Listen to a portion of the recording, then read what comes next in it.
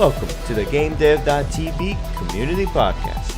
I'm your host KB, and I would like to introduce you to industry professionals and people who successfully made their path to the video game industry. I hope that you will enjoy the podcast and get useful tips that will bring you closer to achieving your dreams. Now, let's get right into the podcast. Cool. Yeah. So I'm Oliver Marth. I'm the producer of Mira and the producer of Little Night Games in general. I help to fund the game. That's probably my biggest role, but also with like team management and I also do some game development. Like, I give my piece whenever it comes to like different aspects of the game and my opinion on things like that. And I do a lot of QA as well. I play the game quite a bit and give feedback to our developer Rashid about things and find bugs and that kind of thing. Awesome. And then you, Evan?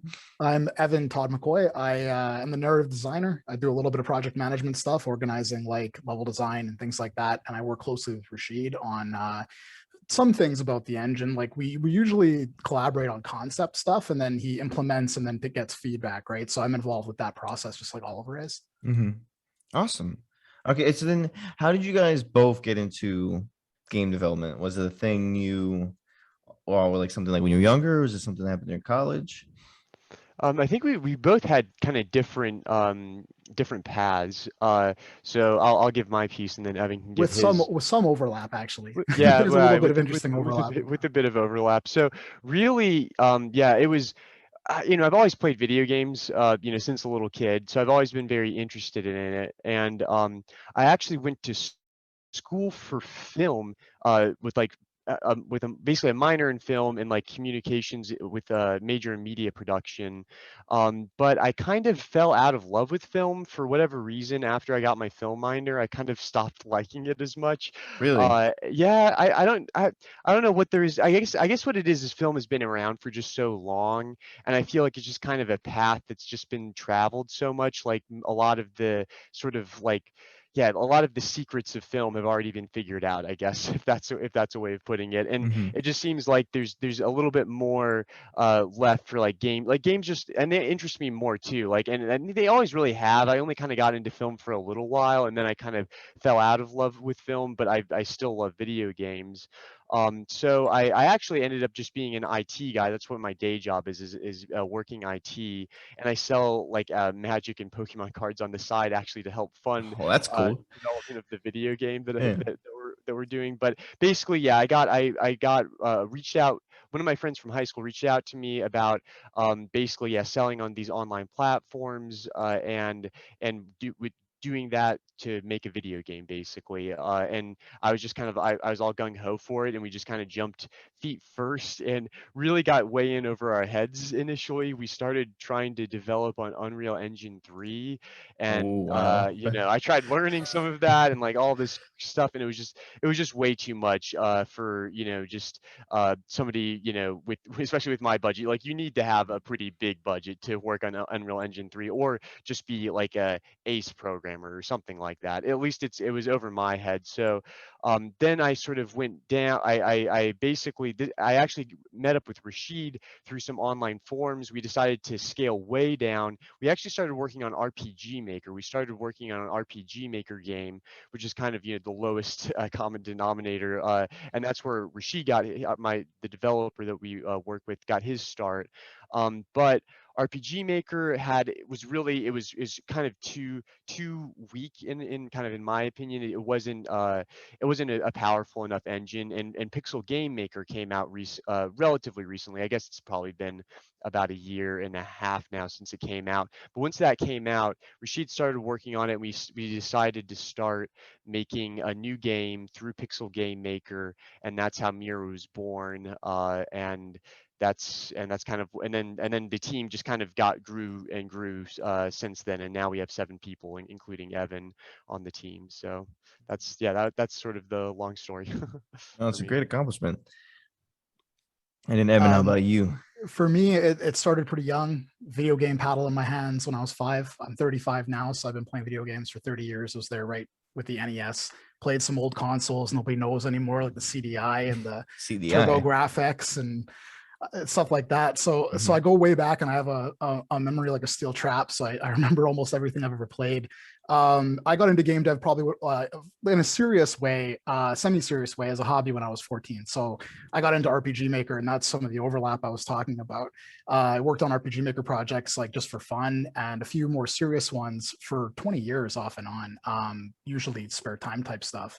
I was a teacher before COVID, and I might go back to that at some point, but COVID has kind of put that on hold. So I've been doing a lot of freelance work and working on a lot of video game stuff that's more serious than RPG Maker projects in the past, which most people rightly view as being kind of RPG Maker can be a viable path to a shipped game, but it's really like not the most powerful engine in the world, and you often can't do things you want to do with it. So sooner or later, I think most developers are going to jump away from RPG Maker, as Oliver did and as I did.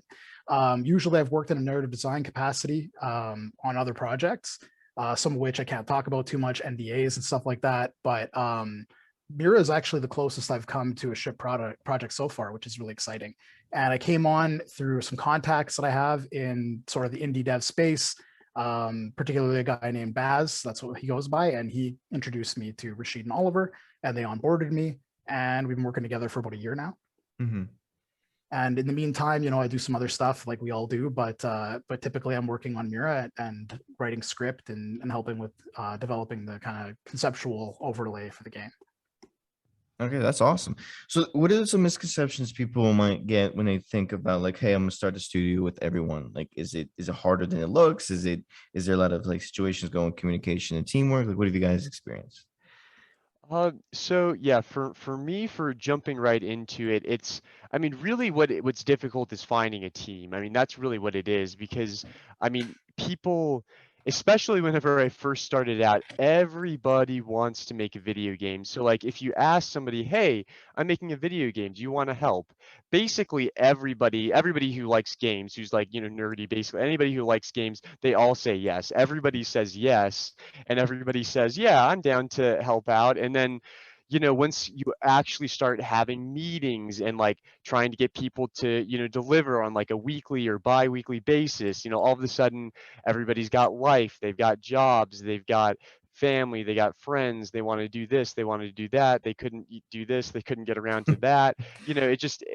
That was my experience, especially early on, is just realizing that like you really can't just take everybody at their word. But I mean, on the other hand, there are some people who say, yes, I want to, and then they actually do deliver, and then they, but it's sort of a matter of like, keeping the people who are reliable and then shedding the ones who aren't, basically. I mean, that was basically my experience, and definitely something that I would recommend or tell, yeah, somebody who's trying to get into game development. Everybody wants to do it, but not very few people are willing to actually put the time towards it that is necessary. I'm curious, through experience, can you now tell who's actually serious and who's not? I can. Okay, yeah, I would say I'm still working on that too. Like, are you saying like tell like right off the bat, like after like one conversation, or do you just mean like? More like, I guess maybe like an interview process where you're like, okay, you actually want to help me make the game and you're going to make the sacrifice to make the game, instead of like just telling me you want to make the game, but you don't really mean it.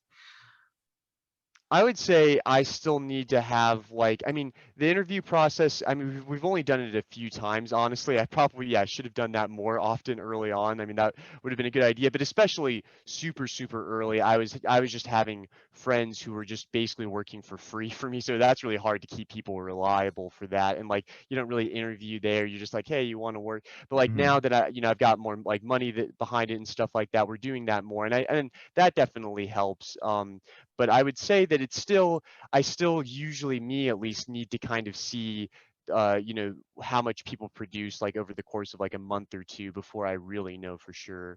But maybe Evan is a bit better at reading people faster than I am. Well, I mean, not so much. I wouldn't say that. It's like I was thinking about the question in terms of like after working with somebody for a little bit, like Yeah. because I used to be a teacher, it can be the reasons why people don't always want to be accountable or to do what they're supposed to do are like something that you learn, you have to. And like when you're dealing with even grown-ups, you know, like even people my age doing like group projects of any kind, the same problems kind of arise. And then there's like a bunch of different, there's no one way to solve some of these problems. Different people need different solutions. But like you do find that in the indie space, there's a lack of professional standards and protocols, because a lot of people in this space, you know, they're sort of young in a lot of cases, or professionally naive, so they don't actually have a lot of experience working with teams where there's deadlines, accountability, where there's asset pipelines, like for a specific video game type of thing. And it's like, who's supposed to figure out how long it should take to create, say, an enemy sprite in a Metroidvania game? That is guesswork in most cases. Like a lot of what we do is sort of like Wild West in a way. Like what I do, narrative design, it's not really a proper discipline. You don't go get a degree in narrative design typically. You can do vocational school programs that have to do with like technical writing. You can get creative writing degrees and even masters in those things, but none of that necessarily prepares you for the direct experience of writing video games, which is different from writing film, from writing novels, from writing, you know, you have to wear a lot more hats. It's half technical writing, it's half creative writing, and with a little bit of like newfangled game specific stuff that doesn't even really have terminology for it yet. Or if it is, you know, it's what the big dogs use, not little guys like us. And those big dogs, you know, people who are doing narrative design for big games, they don't necessarily the game industry as a whole is not at a point yet where there's a lot of clear pathways to getting to a certain place in a certain, like, you know, in the field that you're in, whether it's coding or producing even, or narrative design, whatever it is. So you have to kind of make your own path a little bit. And that can mean that, you know, you're sort of trying to figure out what somebody even wants out of this. Because a lot of people just want to make a game. Others want to be like, they want this to be a career. And there's a lot of just like figuring that out, especially if you're younger, you're 18, 19, maybe you play games your whole life, so you think you know what it takes to make one. It's a school of hard, it's Gladiator Academy for people like that. They find out real quick how hard it actually is to make a game, and they can become very discouraged. And I wish there were more resources. I wish there was more of, I guess, an education mindset within like the indie space in terms of how we bring people in and we try to teach them, or we try to, you know, address their needs. But of course, like that requires a lot of time and a lot of investment, and you can't always do that in an indie project. Yeah, no, it's a long answer, but no, it's a good one. It's tough because there's so much to learn, and it's hard to let someone find the right stuff, the resources to teach them. Because you could take tutorials, but then you can get into tutorial hell where you just start building stuff that other people made, and then you can't build it on your own when you go to do it on a blank screen. It's like, oh, well, I got to go back to that tutorial. And then you're constantly like handicapped, and it's like you're not learning how to problem solve. So it's worse. tough. It's like most of the resources available are tutorial videos, and not everybody learns that way. That's true. There's you know, books now are outdated. Like they have like old Unity ones, but they're like what, 10 years old? Like it's too slow, right? Yeah. Like it doesn't compete for most people who've come up watching tutorial videos at 1.5 speed or 2 times speed, and they're just trying to absorb as much as they can, right? And even public education skews that way a little bit more now. There's a little bit more visual learning, a little bit more video tutorial. Even for stuff like a history class, you might show a video at first to kind of like prime people for and there's educational theory behind that, right? But it doesn't actually work for everyone. So some people still need to read articles or books or written tutorials, and it's tough to find that kind of stuff. And with what I do, there are none. Like there's definitely lots of writing tutorials out there. I mean, teaching people how to write, especially for money, is a grift in itself. Like it's something, there's a lot of material out there for way beyond the need. And so it's kind of like, where do you find that for video game writing specifically? You know, it's rare, right? And you were saying maybe I should write a book. Maybe you should. Hey, I mean, make like a new book, interactive book, where it's like / half video, half book. Like an EPUB kind of thing. Yeah. You never know. So I'm curious. You said it's hard for someone to like learn narrative design because there isn't really like a specific degree or something. So how could someone who wants to be a narrative designer do that? Do they start writing and then making their game and writing scripts, or then letting people like give them feedback? Or yeah, I mean, like it's really like, it starts with kind of like concepts, right? So like like you can be just a writer on a game for sure, right? And that's a different job than a narrative designer. So if we were a bigger team and we had like 25 people, I might have a person or two under me whose job it is to like do actual kind of like material writing. So if we're doing item descriptions, I got guy A on that, And if I'm doing dialogue, I got Gal B on that. And a lot of bigger companies, when they're doing story-driven games, like BioWare, for instance, there are different writers in charge of different characters and different story arcs, just like a writer's room for TV, right? But in a team where it's just one person, you have to be a narrative designer. So you not only have to deal with the concepts and be able to explain them, but you also have to help with a lot of stuff that isn't creative writing, right? So like if you have a tutorial section in your video game, you need to have some idea of how to write in a way that is like succinct, like really fast, but also imparts information. And not everybody can do that. Like a lot of people like to pad out their wording if they're used to writing assignments for school. Other people, they write creatively, so they want everything to feel like creative writing. So I think that there's like this sort of flexibility you need to have, and you need to master or at least get good at a certain number of different specific writing disciplines, or be able to generalize across all of them. Because part of what you're doing is like what a screenwriter does. Part of what you're doing is like what somebody inventing a board game does. A lot of world building, a lot of like what they call fluff or flavor, you know, a lot of lore generation and stuff like that, right? And then you're looking at day-to-day stuff, boring stuff, like writing item descriptions where you have a game that doesn't require any kind of like lore in it, you know. Ours does. You know, it's something that I bring to the table is trying to do things like that. It's very popular in games now to add a little bit more flavor to even the mundane writing. But you know, I think what I would tell most people is just get really good at organizing information, get really good at creating documentation that organizes what you want to do. And like what that means is like, if you're going to build levels, have a plan and be good at that kind of thing. If you want to be a narrative designer, don't be just good at dialogue. Don't be just good at lore. Don't be the idea guy. You need to be able to do all of it. That sounds very overwhelming. They'll be like, I have to do it all. Like, how can someone who's just getting started start that path of like learning all that stuff? I think they're better off working with people like probably who are already doing some of that and can help them, mentor them. You know, like if we did have another writer or two on our team that you know just didn't have the experience or the background that I do, that'd be my job, is to help them learn how to do what I do, so that the next project they're on, they're not listening to somebody like me. They're the guy. You know, and that's what I'd like to see more of, because it can be writing can be undervalued in the game space, because I mean it is, even up to the AAAs. Like you don't probably know any game writers off the top of your head, like their names, you know, and it's what I do, and I don't really either. It's like very rare for us to know that kind of stuff.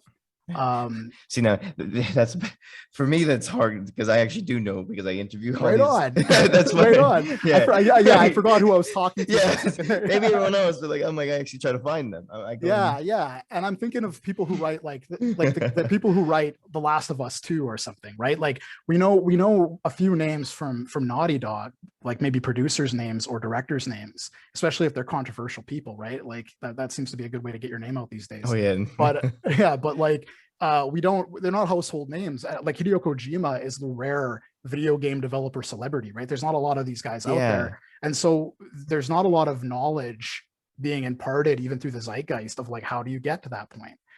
But you're right, it is overwhelming, and you have to be proactive, really proactive to do narrative design. A lot of times, like you're kind of working off what everybody else is doing, and you need to make your own work a little bit. Like you need to have some initiative, and you need to kind of decide for yourself, okay, I'm gonna write script today. I'm gonna talk to the level designer if there is one today, and you know what I mean? Like you're gonna have to wear all those hats. But ideally you wouldn't. Ideally you'd have a big team, you'd have lots of money, and you'd be able to pay everybody, and you'd be able to train people to go off and do that themselves, or just delegate, because it is easier in some ways to just focus on one thing. You know, and there's been projects that I've been on, jobs that I have had, where I was more like the dialogue writer, you know, and that can be very comfortable too. Like it can be fun to do that. Okay. Awesome. And then Oliver, I wanted to ask you about producing. So for somebody who wants to get into producing, like join an indie studio like you did, what advice would you give them? Yeah, so that is a good point. I mean, or that's a good question.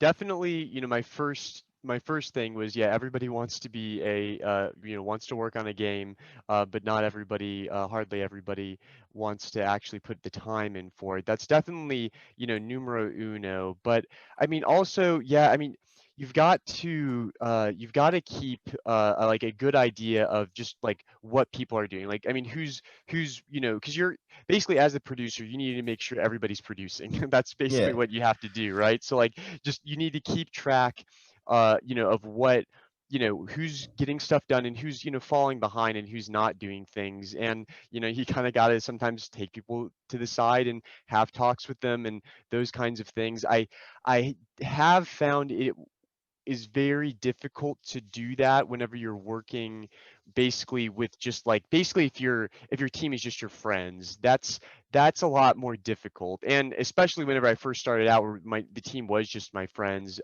just people that I knew, or either friends or you know, work associates from like my day job or whatever. And that becomes a lot more hairy whenever you have to like, you know, try to, you know, press people for things and that kind of things whenever, especially if you're unable to back up your stuff with money, basically, like if you don't have the money. So I mean, definitely having you know, it's a bit you know,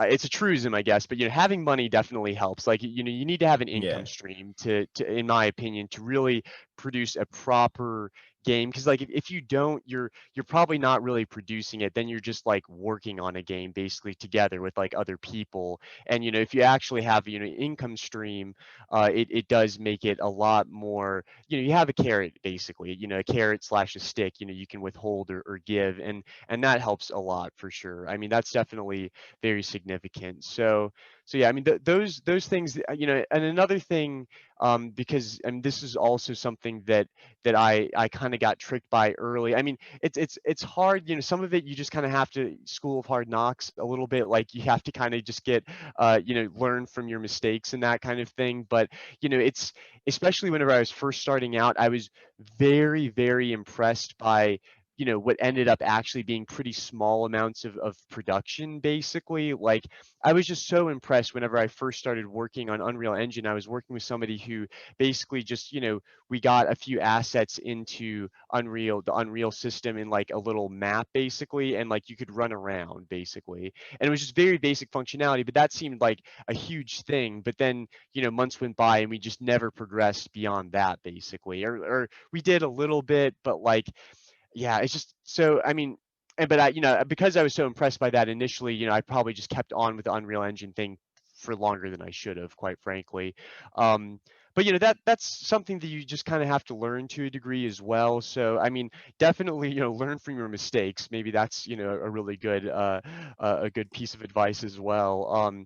But you know, and the other thing is work as hard as possible to get what they call a minimum viable product. That's another thing that's like it's more of like a business uh, thing that they have. Like in business, you have a minimum viable product, which is sort of like your prototype, basically.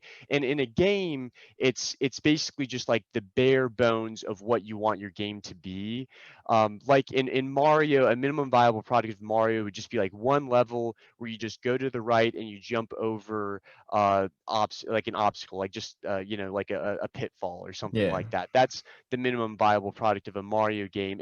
And that's the thing that you need to work, you know, to get first and foremost. Make sure your team can get a minimum viable product. And it's different for every team, right? Like if you have a musician and, you know, a writer and, you know, a game developer and an artist, then you need to make sure that you have, you know, your level has, you know, some writing in it, you know, has a bit of a story arc in it, has you know, the music, you know, a decent, you know, piece of music, and, you know, decent looking artwork. You just need to make sure that all of these components are working and they work as a cohesive unit. But it can be, it can be, and it needs to be small, right? Because you can only produce so much. So just, you know, work on getting that and make sure that your team can accomplish that. And then you can then, once you have that, you can then go on to, you know, make more basically and expand it.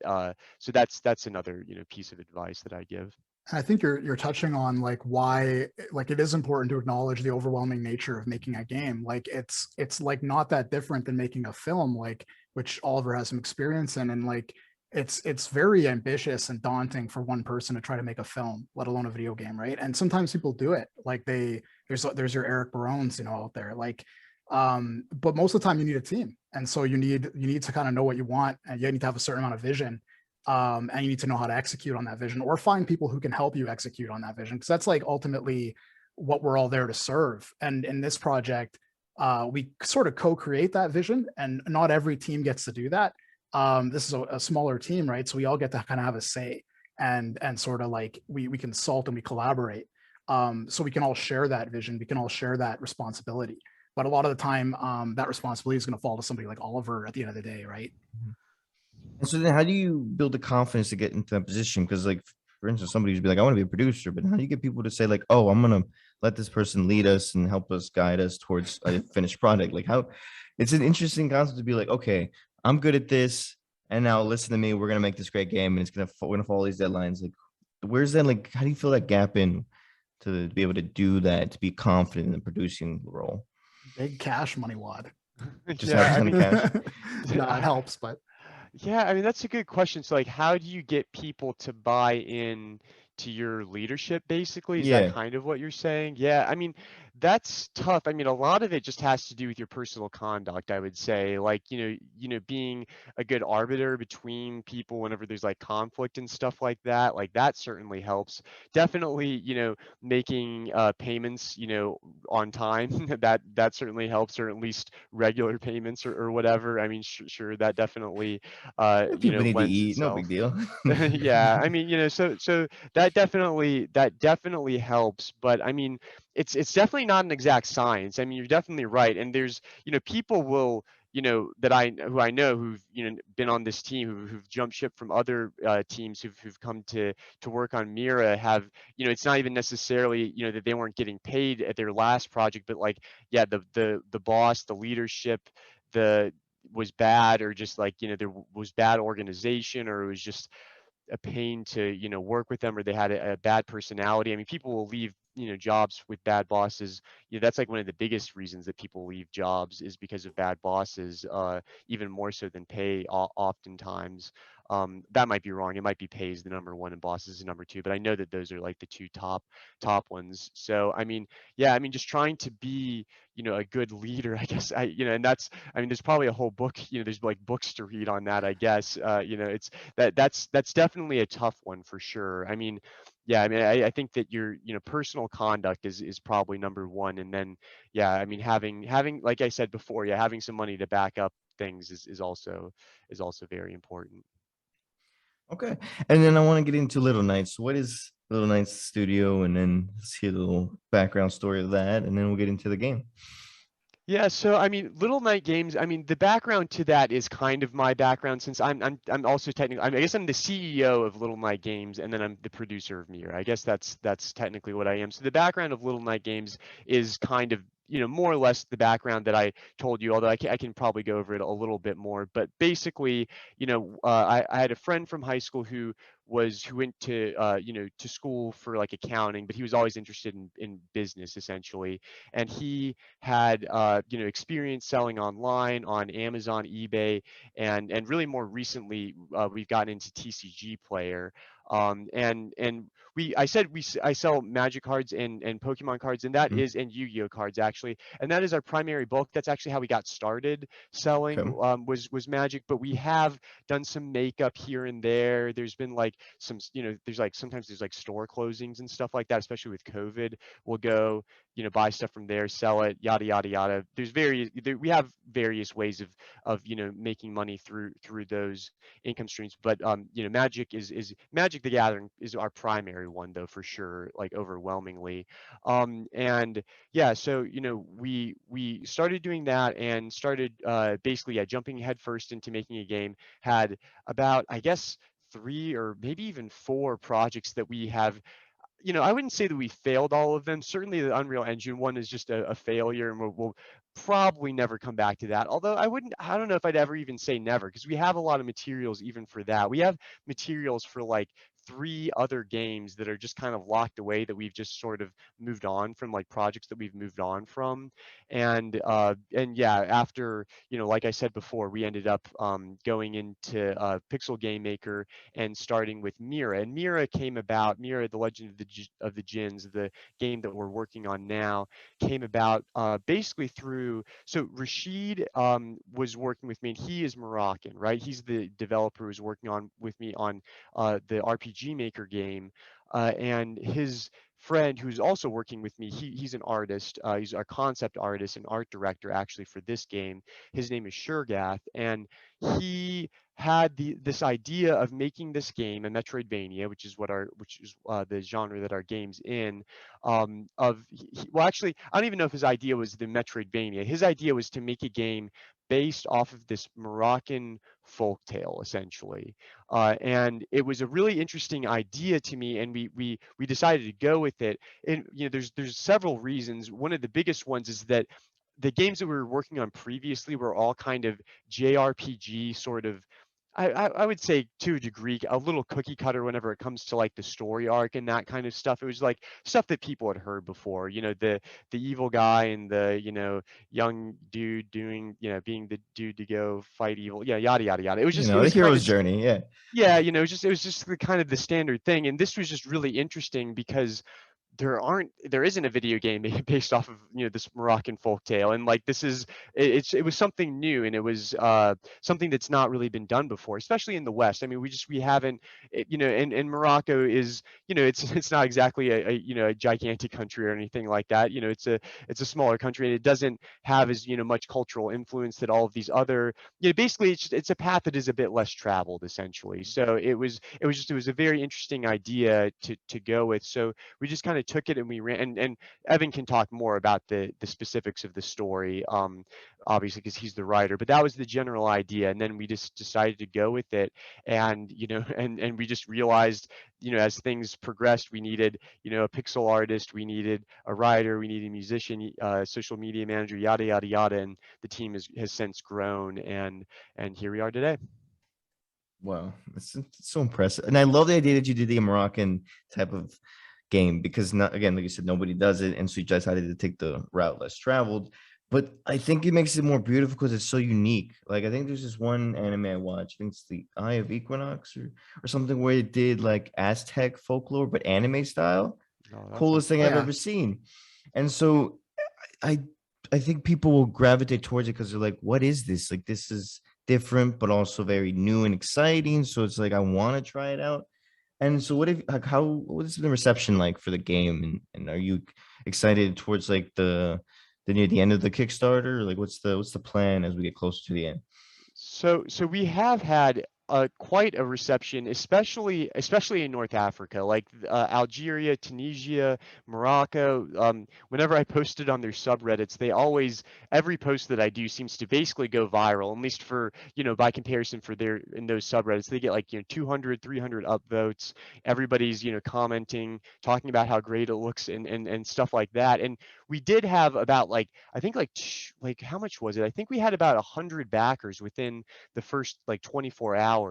However, it does not look like we're going to make our Kickstarter goal this round. I might be speaking too soon. We'll see how it goes. But right now we're sitting at 25% funded, and we are about 2/3 way through the campaign. So it does. So we have had a lot of grassroots support from North Africa, but it hasn't quite been. We have generally positive feedback from people even in the West, but it hasn't like quite caught fire over like here in like the States and in Europe and stuff like that as it has in that specific geographical location. Which makes sense, but because we're primarily our a lot of our influence comes from that one geographical location, and they don't have a lot of representation in these kinds of things. So it makes sense that they're disproportionately following our project. But we are still hopeful because I do we are still planning on making the game basically no matter what, even with the failed Kickstarter. We're sitting at 20,000, maybe 19,000 actually, and our goal is 75,000. But we are planning on basically if we fail to make our goal for this Kickstarter this month, because we ran a 30-day Kickstarter, we're just going to run another one next month. So we're going to run another one next month, and we'll probably make the goal less, and what we'll do is we'll extend the development period, because right now our plan was to get 75,000 and then have the game basically be done by April 1st, 2022. So like not even a year from now. So we were planning on basically like getting money and then like basically just like supercharging things, hiring more artists, getting the game produced as fast as possible, and we needed that much money to do that. However, there is an alternative, which is basically to have a smaller Kickstarter goal, something in the range of like 20 to 25,000, something like that. But my plan is probably just make the goal around whatever we end with this month. So I feel fairly confident that we'll be able to get whatever our goal, funded for whatever if we end at the same amount that we're trying to fund next month, if that makes sense. And with that, what we'd have to do is we basically have to scale things down and extend the development horizon, essentially. So we'd need to cut some stuff, potentially cut some languages that we were hoping to do. We were hoping to do it in Arabic. We were hoping to do it in French, German, Spanish, and we're hoping to make it on the PC, Switch, and Xbox and PlayStation. But we'll have to cut Xbox and PlayStation for sure. Maybe cut the Switch. We'll see. We'll definitely do it for PC. It'll definitely be in English. And we will have to, I think right now, my plan is, I don't have everything fully worked out, but my plan is to make the development horizon more like 2023 instead. So basically an extra year, and maybe a year and a half actually. So instead of April 2023, something more like December 2023. So essentially I'd need to scale back things to a degree, and extend the development horizon, and basically try and make that work. So that's the plan if we miss the mark on the Kickstarter, which at current rate we are currently going to miss the mark unless we have some huge, like, if we go viral or something like that in the next 10 days or so. Yeah, you never know. What Oliver's talking about speaks to like what a good narrative designer can help with too, is like the difference between being a guy who writes the dialogue versus a guy who does narrative design, is that when we're talking about scope, right? Most game projects start with more scope than they need. Poorly managed projects will add scope right up until the deadline, basically, where like the game is like almost ready. Like there's still somebody in there going, it'd be cool if we did this. So one of the things that somebody like me can do, if we're conscientious of this, if we're working with a small team, if we have a good relationship with the developer, with the producer like Oliver, is we can build scope sort of fire breaks into the project, where here's where you can cut scope. Like we're doing a level design document, and we know in that document where scope can be cut if we're getting too ambitious. And when you have those kinds of things in place, it's less like going out in the forest and chopping down whichever trees look like they need to be chopped, and more like having a row of trees in front of you, like Stardew Valley, and you just fucking chop them. That's sort of like something that I hope to be able to help with, to go beyond that writing dialogue role. And other people in the team can do that too. With artists can do that, musicians can do that as well. No, yeah, getting outrageous with scope, it just creeps up on you. Just like, oh, we can add this, we can add this, we can add that. Scope creep. Oh man. But no, the game looks incredible. Like, I was watching the trailer, and I'm curious, how do you guys take, like, say, the folklore and then turn that into a game? Because, like, maybe you do, but do you know, like, all the folklore right away before the game starts? Or is it like a long research process, a long, like, design process, a long, like, brainstorming, and it's like, this is the story we're going to tell? I probably should answer. Yeah. So I'm like a white guy from Canada, so I'm responsible for helping a couple of Moroccan guys on our team, the art director, and our lead developer Rashid. They came up with the core concept. They came up with a story outline. Pretty much through both of them, we got like one kind of like story outline, and the story outline is well structured from like a storytelling standpoint. It has what it needs to have. So when I came in, the first challenge was really just, okay, how do we add in all the missing flesh for these bones that we've got? And the bones are good, right? So if you come in and the bones are good, that's a really great start if you're me. And then it's just like a matter of working with those guys. So we trade resources. Early on, there's a lot more of this, of like learning those folktales, learning about Moroccan culture, finding ways of not only bringing in some of that ancient influence, because we're mostly making like a fantasy game. So like the influence is mostly coming from long time ago, and not so much from the way Morocco is now, but we try to find ways of doing that. So like tea is a huge thing in Morocco. Tea culture is huge, and they have their own specific take on that. There's tea cultures all over the place, but Moroccan tea culture is Moroccan tea culture. So we find ways of putting things like that in the game, even if they're kind of shallow or superficial seeming things. to also help sell the sort of fantastical treatment of this sort of cultural body. My background in English lit is Northern and Western European mythology. So like I'm used to working with mythology because I'm Canadian and I was a teacher. I'm used to working with oral folktale and oral folklore traditions. So like translating all of that stuff into like into a game story that feels familiar enough to a player, like where it's a hero's journey, it's got a cast of characters, it's got like a beginning, middle, and end, it's got like, you know, the characters learning as they go. All of those things is just like a matter of figuring out how to put and what to put on top of a structure.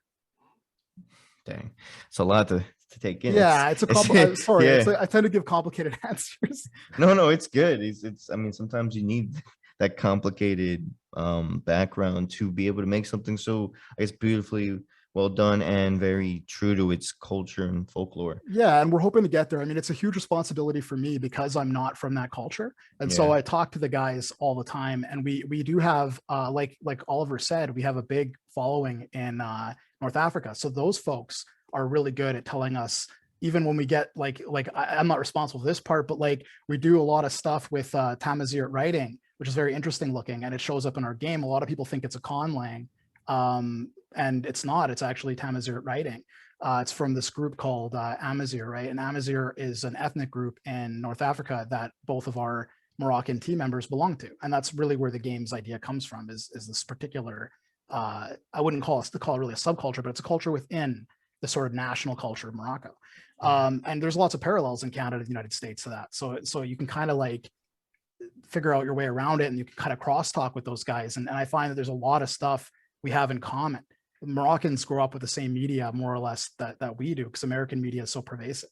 So it's like there's touchstones. Is it like Thor in the Marvel movies or Thor in like the Prose Edda? And these guys might not know what the Prose Edda is, depends, right? But we can kind of figure out like what flavor we really want. Do we want it to be really dense and serious and ornate, or do we want it to be playful, right, and fun?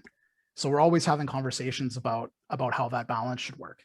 And we're getting a lot of feedback from people about that as well. So we can kind of figure out, okay, maybe we're handling this concept too lightly. We need to take this a bit more seriously and make it a bit more dramatic, or the opposite. Yeah, dang. Taking all that in, it's like, whoa. Now I know why you guys need a lot of like a team and a lot of budget, because it's just there's a lot to do to make this game come to life.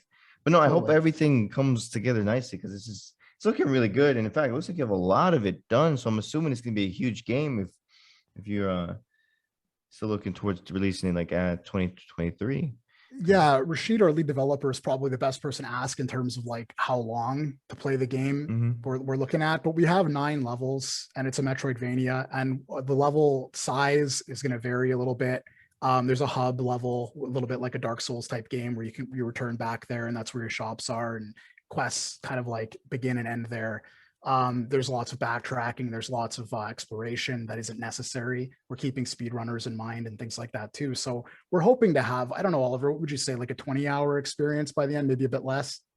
Yeah. I'm honestly experience. Yeah, I'm not 100% sure either, but that sounds about right. I do know that because the first level, and we have the demo, which is not even the full first level, but that It's a lot of it, yeah.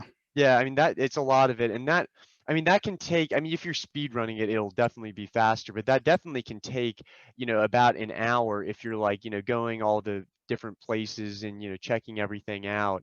And if we're gonna have 9 more of those, and then if you increase, if you count for the backtracking and all of that stuff, probably at least 20 hours for like a non-speed runner. Okay, that's not bad. That's a great time. It's not too long where you feel like you get burnt down, but it's also like not too short where you're like, oh, I wish there was more. Awesome. Somewhere between Blasphemous and Hollow Knight. Like Hollow Knight's a solid 30-hour experience, right? And Blasphemous is quite short by comparison. I mean, that's just like Carry On is short too. There's a lot of short Metroidvanias. And I think we're going to be a little bit longer because we're a little bit more story driven than Blasphemous or Carry In, or some of the more recent, like kind of quick in and done kind of Metroidvanias, especially the conceptual ones like Carry In that have been out in the last like year or two. Okay. A lot of people like to compare our game to Time Spinner, but I think that's just an aesthetic thing. Yeah, it's I've another heard of that. Metroidvania with kind of a similar color palette. I think that's pretty much where the similarities end. But what I we got hear you. it every now and then, and it's a pretty game, so you could get compared to worse. Mhm. Cool. And then I want to get into like the gameplay and the story of the Mira, the Legends of Djinns. How do you say that last part? Djinns. The D is Legend of silent. Djinns. I messed that Djinns. one up. Don't pronounce the D. Don't. Yeah. I think Rashid and Shurgath, that's the art director. They kind of can pronounce they pronounce Djinn a little Oh, it's different. like a special. Okay. Sort of, but it's harder for us to say because the way we pronounce vowels and consonants is different, Mhm. right? So we say Djinns, I think. Yeah. Okay. But yeah, so like the story, if you can give like a short summary, of, like the maybe beginning of the game or like what you want the players to know, the listeners to know, so Sure. they can get interested in about the game. So you're playing a dude who is pretty happy-go-lucky, kind of a treasure hunter guy, but he doesn't take his life too seriously. He is also a musician, and that's sort of where his passion really is. And music plays a big part in our game. That's one of the ways we're bringing that Moroccan tradition into the game is music, because music is huge. They have their own instruments that will be somewhat familiar. Like the gambri is the instrument that we are featuring most heavily in the game, and it's a little bit like a guitar. It's like a string instrument, right? So Yuba, our main character, he's a treasure hunter. He goes out and does treasure hunting in a kind of post-apocalyptic fantasy world. And it's not post-apocalyptic in the Mad Max sense, more in the old school JRPG sense, where it's like there was some kind of technologically advanced or sort of magically technologically advanced civilization that is gone now. And Yuba's journey brings him face to face with like this ancient history and his own kind of like desires in life and where his loyalties are and what he wants to do with himself.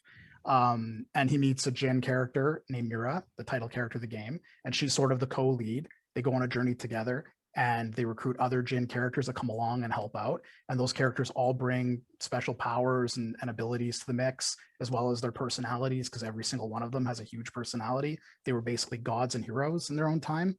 And now they're kind of stuck in a guy's head because Djinns don't usually take material form in the real world. So the Djinns are almost like spirits that hang out with Yuba. Now, in most games, those spirits would be passive. They'd be gameplay functions. They wouldn't really have a personality or storyline, but in our game, they do.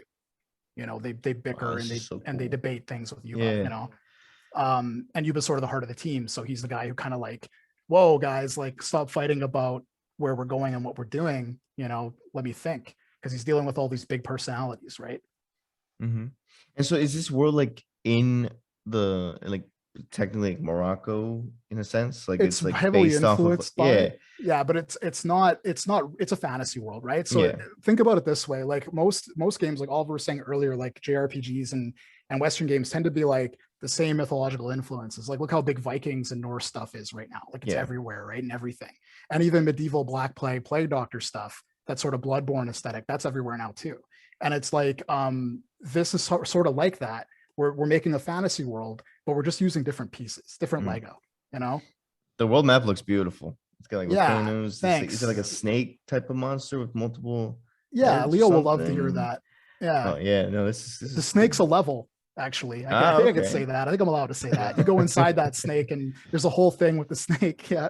Oh, that's so cool. And it's like floating on top of what, a volcano or well, it's sort of the desert ocean is sort of the not the hub area like the town, but the hub area where it connects to everything. So like, you know, on most Metroidvania games, there's like a sort of central map that connects to every other map. That is the desert ocean. And the African, the snake, he kind of slithers around in and out of that ocean, and he usually is dormant, but around the time the game starts, he wakes up again.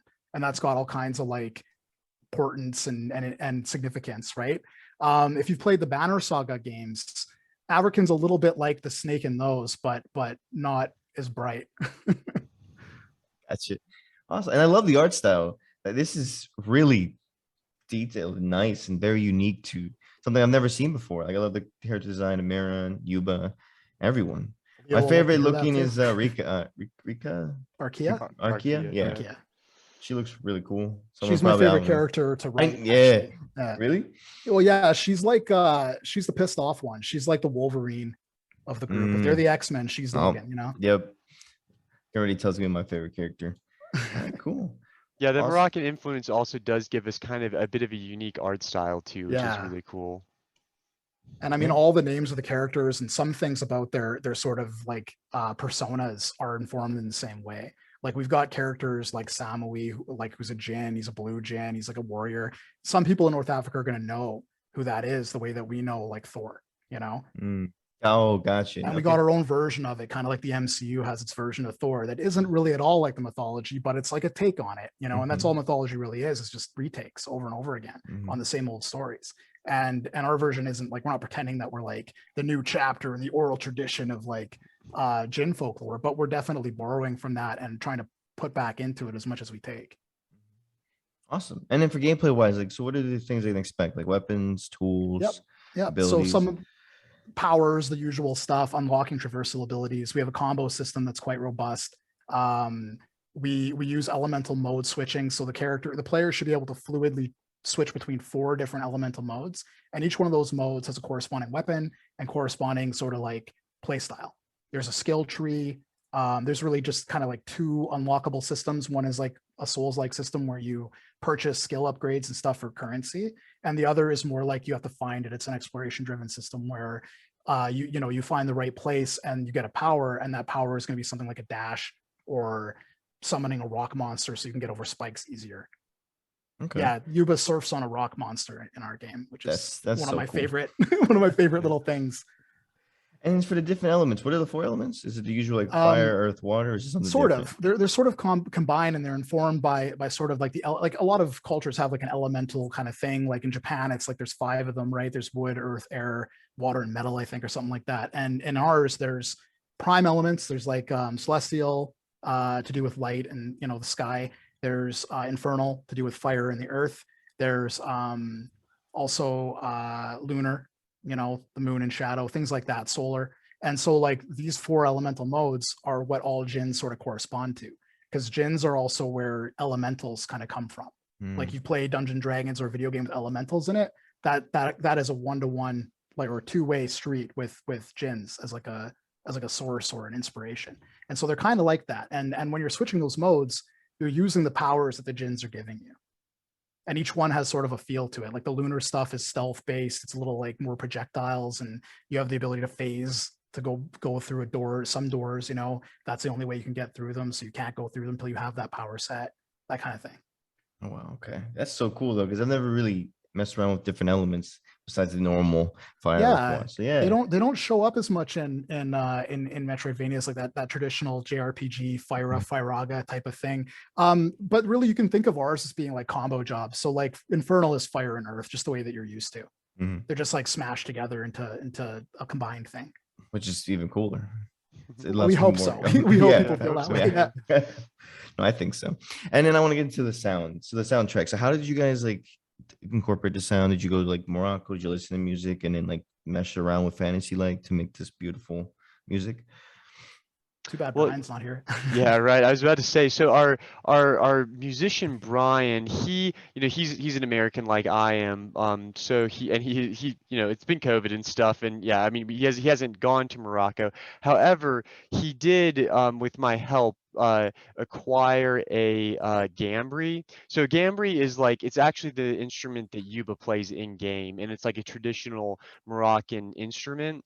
And so he was able to purchase one. He found one like on eBay or something like that, like I said, with my help. And he's basically just like listened to a lot of Moroccan music and gotten a lot of feedback. So he'll just like, he'll make a ditty or whatever. He'll make, a piece of music, and then he'll show it to Shurgath and Rashid, and then Rashid and Shurgath will give feedback on it, basically like, no, it's not, quite like what we want, or quite like how we do it, in our tradition, yada, yada, yada, go back to the drawing board. Or they'll give specific critiques. Like I said, I'm not a musician, neither is Evan, so I don't know like all of the Yeah, details about how that works. But essentially, he's been listening to Moroccan music, and like, I know that like I think Shurgath gave him like a list of different pieces of music to listen to for influence, essentially. And so he's taken that, and he's added,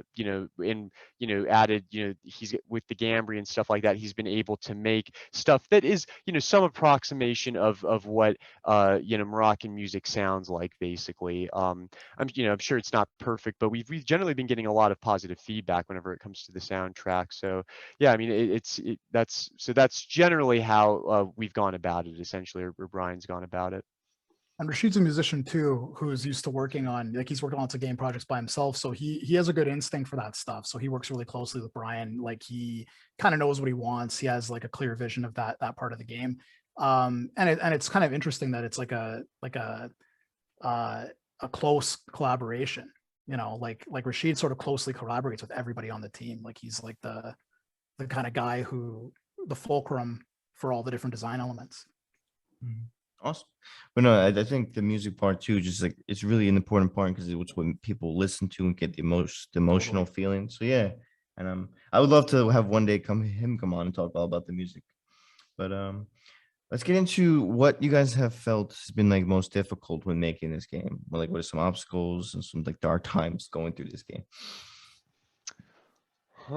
What has been the most difficult thing? I mean, I would say, I mean, I mean, probably scope creep, I guess, honestly. I mean, you know, because I do kind of remember, like, at the very, very, very beginning, you know, whenever Rashid, Shuriath, and I were first starting working on this, like, it was just going to be like, we're just going to get this game out the door. It's just going to be, you know, a small little thing, and we're just going to, like, maybe 2-3 levels. I don't, you know, I just remember it was supposed to be really, really, like, you know, it's just a Simple small little and thing. Yeah, simple small. and, like, you know, bam, we're gonna be done with it. And that has not happened. That is definitely not what happened. And, like, we definitely have, you know, we've it's grown. We basically, you know, we know what we want now. I think that we have a good idea finally. You know, whenever Evan came on the team, it really helped because he whipped up like a level design document and stuff like that. So we have an actual idea of what the game will fully be, whereas before we were just kind of like, yeah, we'll just make it, and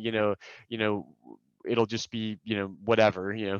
But then we just started realizing, you know, that's just the thing, like, whenever you send out to make something, you realize all this other stuff that you need and that you want, and all this stuff so definitely getting things a little bit more hammered down, that was something that I certainly struggled with for a long time. I think Evan has been, you know, a huge help with that. Thank you. Yeah, definitely getting us a little bit more you know, structured in terms of what we need and those kinds of things. So I mean, that's probably been my biggest struggle. Not sure about Wow. that. Yeah, Evan, what about you? What have you felt like it's been difficult? Well, I tend to kind of like, I don't know, fill gaps. So if I notice like something isn't getting done, like for instance, we didn't have a level design document, we had an outline that defined 9 levels, but they weren't broken down. So I would do something like that. And the headache for me is just kind of like finding those places without rubbing anybody the wrong way or stepping on toes, because I'm the kind of person there, I'm kind of confrontational, and I'll like talk about things that I think like need to be addressed, and that can be difficult, and my timing isn't always good. So I tend to have more difficult conversations, probably, where it's like I'm having to tell somebody, hey, that's not going to work, we got to send that back. And it's not fun for anyone, especially on a smaller project, to work under those constraints, because it's like every time you send something back, you know, like you're asking for that many more hours from that person who might not have them to spare, you know, and it just slows us down, right? So that's a challenge, and it's a challenge to know when the right time to do that is, and how to like build that into your work, like what I said earlier about having sort of fire breaks in the level design, so that we know if we have an idea that sounds really fun, you know, but it's my idea, say, then I make sure that everybody knows that, like, here's how we can cut it out and not use it, or here's how we can implement that in a more cost or time savings way. So just kind of communication, I guess, actually, if I could summarize it for once. That's a big one.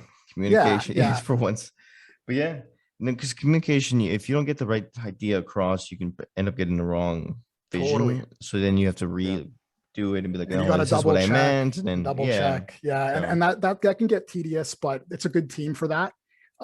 Especially for being an international team with a multitude of first languages. Like, we got a guy from Venezuela, you know, there's been other people on the team from different parts of the world before I came on, and finding that balance of like how to communicate things, whether it's got to be a mix of like references to games we all know, visual references, verbalize things, text, you know, whatever people need. And that's always a challenge, to sort of find that right avenue, you know? Yeah. No, but I give you guys all props for doing this, taking the time, doing the Kickstarter, learning from the mistakes, and then going out there and bringing this game to life. And so just let everyone know like where they can find it, where the Discord is, where the Kickstarter is, YouTube channel, all that stuff, so everybody knows. Sure. So, I mean, probably the one-stop shop is Mira, the Legend of the Djinns.com. So that's our website, and you can find our Discord server, like up in the top right, I believe you can find our Discord server, our YouTube channel, our Facebook page, our Instagram, and just if you scroll down a little bit, you can find a link to the demo, and you can find a link to the Kickstarter as well. So that's probably, if there's just like one address that I would give people to find everything, it's Mira, the Legend of the Djinns.com. Awesome. Cool. And then I'd like to do near the end of the podcast to ask you guys to do a little challenge for the listeners. Could be anything. Could even be just go and, check out the Kickstarter. But if you guys can come up with a challenge. Oh, well, yeah, I got one. Go and download the demo and try and beat the final boss on the demo, because I still struggle with that. And we even had like a Metroidvania streamer, Relia, who he ended up not being able to kill him at the very end. I mean, he said if he's like tired, and he was like, no, it's fine, he's not too hard, but like he's a tough one in my view, the final boss. So that's the challenge that I would issue to any listener. All right. That's an awesome challenge. Everybody go out there and try to beat that final boss, stream it, record it, do something. But yeah, thank you guys for coming on. It's been so much fun learning about the game, learning about the studio, and learning about you guys. So I'd like to hand the mic to you guys at the end to do any last minute shout outs, quotes, tips, whatever you guys want to leave the listeners with. So the mic's all yours, guys. And thank you for coming on. Okay, yeah, thank you. I really appreciate you having us on. This has Absolutely. been great. Yeah, I Yep. mean, I really, really appreciate it. You're a great host. In terms of, shout outs, obviously Rashid, I want to give him a shout out. I'm sorry he couldn't be here today. He was originally planning on it, but he just got swamped with a bunch of work. Also, we are coming out with a new version of the demo soon. Rashid's actually working on it right now. That's why part of the reason why he wasn't able to make it. So it's going to be updated with new text, like new story text and new tutorials and stuff like that. And we're going to get rid of some of the bugs, because there were some bugs in our previous release of the demo. And yeah, I think that's it. Awesome. Evan, you want to say anything? I don't know. That's the challenge is pretty good, and that's a pretty good shout out. I just shouting out the team is great. I mean, people mention the art, mention the music, and Brian Majewski is I think that's how you say his last name, is our musician. And I don't know Leo's last name, but that's our pixel artist. And then Shurgath, our boy, is the art director, and he's also from Morocco. And those guys are the ones who can't be here today, but they're the ones who make a lot of the stuff people are happy about happen. This is my kitty cat, Vinny. Hey, yeah, Vinny. shout out to Vinny. I saw him photobombing earlier. Oh yeah, he was there in the corner before. Yeah, Cool. He was like, why am I not on the call? Well, that's it. Thanks for listening. You can find all courses at GameDev.tv or in the show notes at a discounted price. Get started with your game development journey today.